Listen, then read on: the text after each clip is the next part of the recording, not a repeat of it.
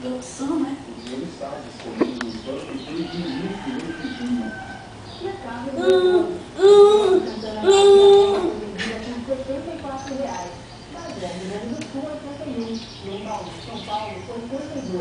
A média CPE chegou a sexta-feira tem R$ 81,71, queda na semana de 1%. A semana tem outros assuntos de repercussão. Vamos aí. Agricultores de Mato Grosso do Sul pediram o INCRA de retomar a vistoria de uma área identificada com descendentes de um quilombo. Para evitar conflito, o trabalho foi suspenso. Também em Mato Grosso do Sul, a Coagro, maior cooperativa do estado, vai ter os bens liquidados. A dívida dela passa de R$ 240 milhões. Mais uma carga de madeira.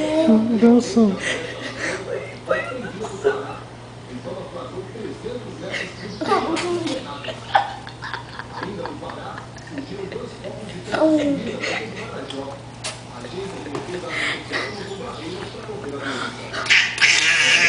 Cresce na lavoura de São Paulo. Por causa do preço em baixa, muitos produtores dizem que não compensa pagar pela colheita. As fazendas que produzem uva e manga no Vale do São Francisco da Bahia um alívio para quem ficou desempregado.